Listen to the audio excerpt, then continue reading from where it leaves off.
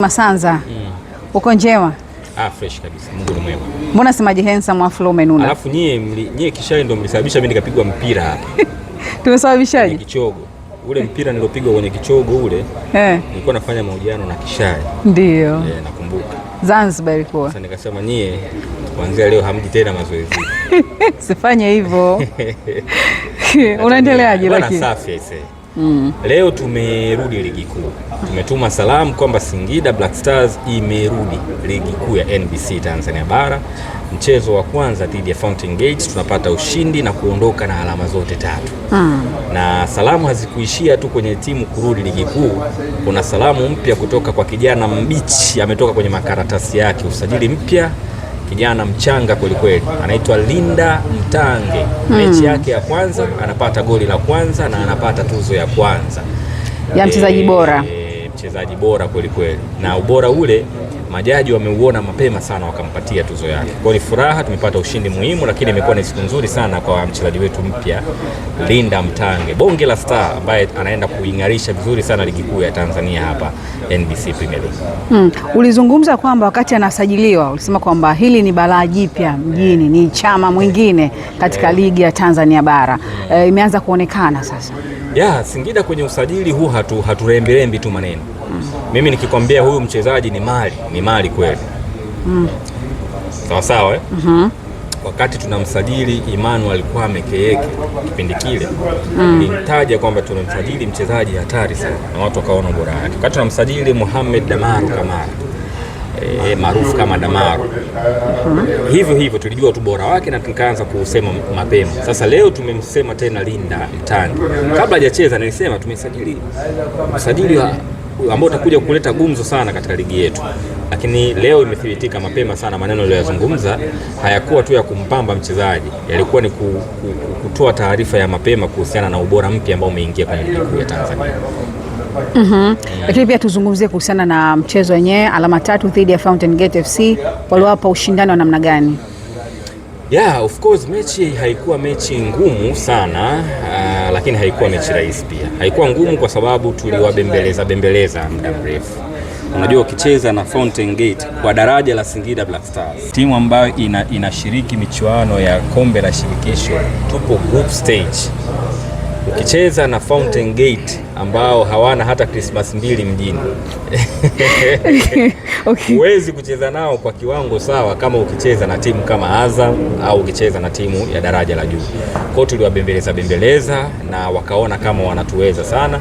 Tukawatandika goli lao moja la utamu, tumepata alama zetu 3, tumeondoka nazo namna hii. Katika kitu ambacho Fountain wanatamani ni kuifunga Singida Black Stars.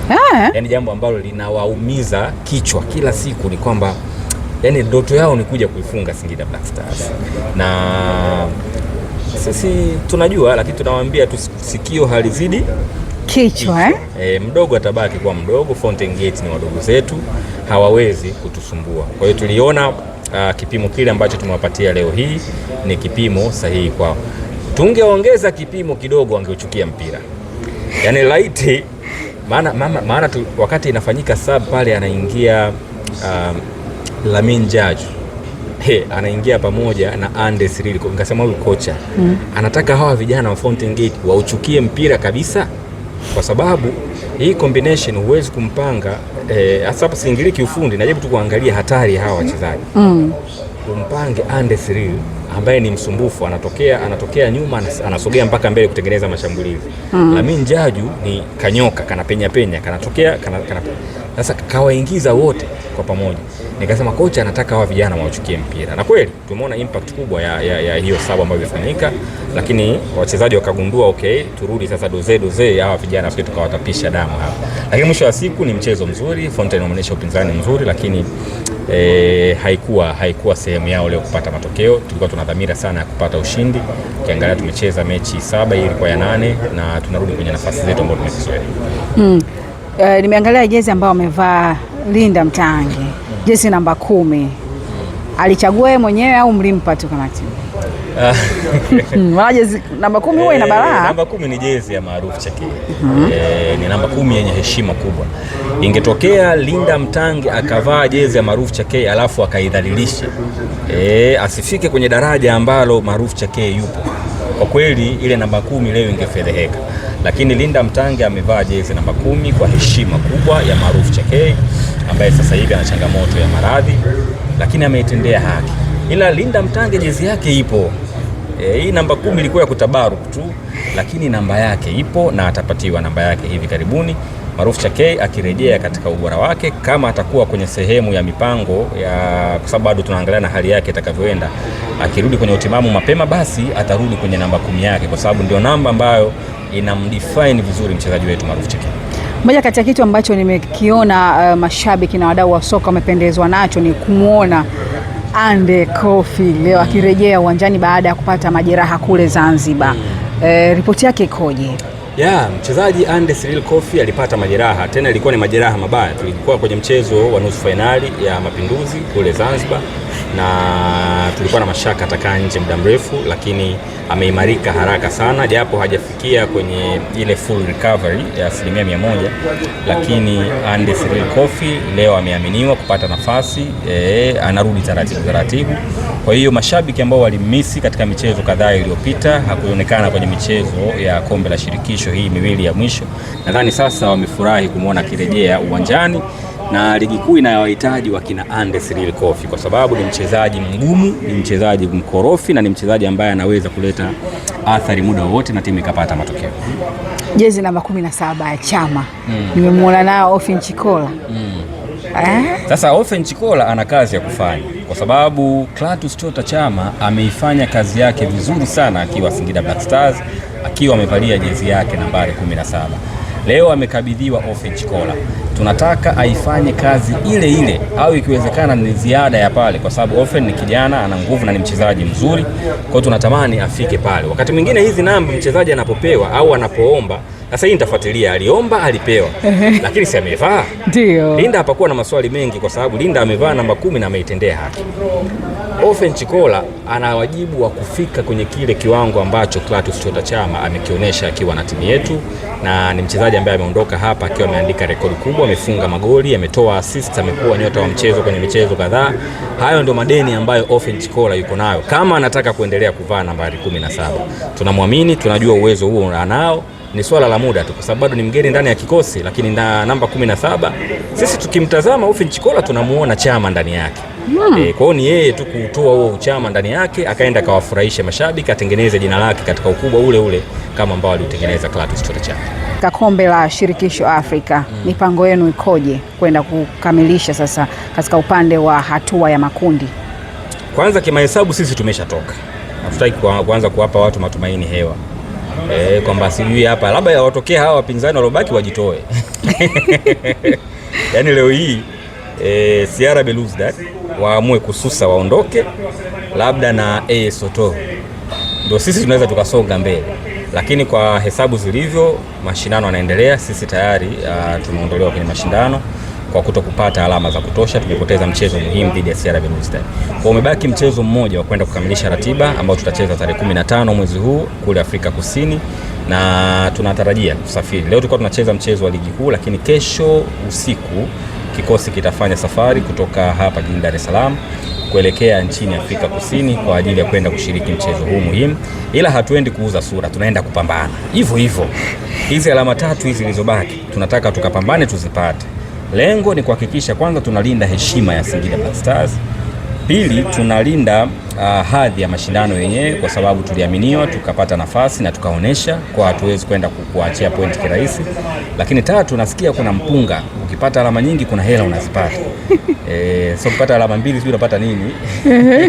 Kwenye mgao sijui utakuwaje. Lakini sisi tunataka tupate alama nyingi zaidi na tuandike rekodi kwamba timu ilishiriki na iliondolewa lakini haikuwa kinyonge. Timu itasafiri hapa na kikosi tutarajia kuwa nasafiri na wachezaji wengi kutokana na nature ya mchezo wenyewe, lakini maandalizi ya safari kila kitu kimekamilika kwa 100%. Sawa, nikurudishe nyuma kidogo. Mlizungumzia kuhusiana na mchezo ambao umecheza dhidi ya Fountain Gate FC kule Azam Complex Chamazi, mkasema ni mchezo wa kwenda kutoa shukrani kwa mashabiki na wadau wa soka. Kusema ukweli, mchezo wetu wa leo dhidi ya Fountain Gate ilikuwa tucheze Singida nyumbani. Lakini kwa heshima kubwa tuliamua tubaki hapa na kuupeleka mchezo huu kwenye uwanja wa Azam Complex ili kuwashukuru mashabiki wa soka na mashabiki wa Singida Black Stars wanaopatikana eneo la Chamazi na viunga vyake. Hawa watu walitupeleka hatua ya makundi, na sisi ni watu wa shukrani. Tulienda tukacheza pale mechi zetu zote tukapata ushindi. Support ambayo tulipata ya mashabiki hatuwezi kuisahau. Wapo kwenye vitabu vya kumbukumbu vya timu yetu kuingiza timu hatua ya makundi. Tukaona baraka pekee au zawadi pekee ambayo tunaweza tukaja kuirudisha kwa mashabiki wa Chamazi ni kuwapelekea mchezo mkubwa wa ligi kuu. Tumelifanya hilo, tumewashukuru pale mashabiki ambao walijitokeza kwa niaba ya wengine, na tumewashukuru kwa kuwapatia ushindi. Tumeshinda pale dhidi ya Fountain Gate, kwa nadhani tumeagana vizuri. Sasa tutarejea nyumbani rasmi kwenda kuanza kucheza mechi zetu za nyumbani Singida. Kila kitu kimekamilika. Uwanja wa Airtel upo tayari kwa ajili ya matumizi ya ligi kuu, na tusubiri tu taarifa rasmi kutoka kwa wasimamizi wa viwanja, bodi ya ligi pamoja na TFF watupe kile go ahead. Lakini kwa taarifa ambazo tunazipata mambo yanaenda vizuri. Wataalamu wetu wametuhakikishia uwanja umefikia standard ambayo ilishawekwa na bodi ya ligi. Kwa mashabiki wa Singida Black Stars waanze kujiandaa kutoka kwenda kuishangilia timu yao uwanjani. Unajua msimu huu tangu umeanza tunacheza away. Yani haijalishi mechi sisi ndio wenyeji, lakini tunacheza away. Viwanja vingi tunatumia ni KMC hapa Dar es Salaam, cha Azam Complex au kule Zanzibar. Sasa tunataka turudi nyumbani, tupate lile vibe la chui kweli kweli la mashabiki wetu. Wametumisi sana, wanatamani kuiona timu yao tena nyumbani, na inshallah siku si nyingi, kuanzia pengine tarehe 19. Nafikiri tuna mchezo tarehe 19. Nisuseme kwa sababu haujawa rasmi, lakini tuna mchezo tarehe 19 na inshallah tutacheza katika uwanja wetu wa nyumbani wa Airtel Stadium. Kwa namna mtawamisi mashabiki kutoka Dar es Salaam. Sana. Hawa mashabiki wa Dar es Salaam tumebeba nao kombe la Sekafa. Lilianzia kubebwa hapa. Hawa mashabiki tumepiga nao vibe la kwenda hatua ya makundi. Tunaachaje kuhamisi? Lakini unajua kuna wachezaji ambao wamesajiliwa Singida mpaka wanaondoka hawajawahi kwenda Singida. Hivi? Kweli? Hebu nikumbushe kidogo. Hajawahi kukanyaga Singida. Alafu kweli kwenye ile parade hakuwepo. Hakuwahi kukanyaga Singida. Hata Aucho. Aucho naye nafikiri pia hakukanyaga Singida. Kwani Aucho kaondoka? Yupo. Lakini hajakanyaga Singida. Mimi nimesema wachezaji ambao wamesajiliwa lakini hawajakanyaga Singida. Kwa nao wana shauku ya kwenda kuitembelea ardhi ya Singida, lakini kwa wale walioondoka tangu wamesajiliwa mpaka wanaondoka hawajakanyaga Singida. Ndio uone kwamba tulikuwa away kiasi gani. Lakini sasa tunarudi nyumbani na wachezaji wetu wote wataenda kupokelewa kwa heshima nyumbani. Kwa hiyo zile sherehe zipo kama kawaida. Sherehe za mapokezi. Singida sisi watu sisi watu wa kupati bana. Sisi ni watu wa kufurahia mafanikio tunayoyapata. Hata kama ni madogo kiasi. Tukipata alama 3 Afrika Kusini tunaenda kushangilia Singida. Kwa sababu timu yetu tunafurahia kitu ambacho tunakipata na tunamshukuru Mwenyezi Mungu tupate vingine vikubwa zaidi. Kwa mashabiki pia wanasubiri kwa sababu tuliwaahidi tukirudi Singida hatutarudi kinyonge. Mechi ya kwanza itakuwa ni mechi ya burudani tutakayocheza pale Airtel Stadium. Kwa sababu tumeshacheza mechi ya ufunguzi pale ya kuzindua uwanja. Sasa tunaenda kucheza mechi rasmi ya mashindano ya kwanza, nao itakuwa na uzinduzi wake wa kipekee. Kwa mashabiki wajiandae. Na sisi ukisikia kuna sherehe maana yake tunakula. Kama kawaida. Huwezi kuita watu usiwalishe. Tutafanya sherehe ya kuwakaribisha mashabiki wetu, tutachinja vinavyochinjwa na inshallah tutafurahi na watu wetu. Mimi nikushukuru sana kuzungumza na mashabiki wa Singida Black Stars. Kipekee nitumie fursa hii kuwashukuru sana kwanza mashabiki wote ambao wanaiunga mkono timu yetu. Maeneo yote ambayo tunaenda tunajisikia tuko nyumbani kwa sababu mashabiki wanajitokeza kutusupport. Lakini niwaambie mashabiki wa nyumbani Singida, tunajua shauku yao ya kuiona Singida tena nyumbani. Hivyo wajiandae, tunarudi nyumbani hivi karibuni, tunarudi kwa kishindo. Na tukirudi nyumbani, sisi mechi za nyumbani tunataka ziwe mechi za nyumbani kweli. Kwa sasa hivi tuna uwanja mzuri, una mazingira mazuri, una burudani nzuri. Yaani sasa mtu akija kwenye uwanja kuangalia mechi haishi kuangalia dakika 90. Anaanza kupata vibe kuanzia huko nje. Kwa sababu tayari tuna mipango imeshakamilika. Kutakuwa na burudani za nyama choma, vinywaji vitakuwa vinauzwa pale nje. Kuna huduma ya internet ya bure, kuna maskrini tunayafunga pale nje. Yaani unakuwa kama umeenda kama unakosa neno sahihi. Kuna uwanja hapa nataka niufananishe nao japo wa kwetu ni mzuri zaidi. Fananisha. Kama Nou Camp ile ya zamani ile ya kipindi kile ndio ipo kwenye peak. Unajua uwanja Nou Camp? Emirates. Naona tu sasa sijafika. Naona picha mwenzangu. Una vitu vyake vile, kuanzia unavyoingia kwenye zile corridors, unavopita majukwaani huku nyuma kuna vyumba vya kumbukumbu vile vinavyotunza kumbukumbu za wachezaji wetu na historia.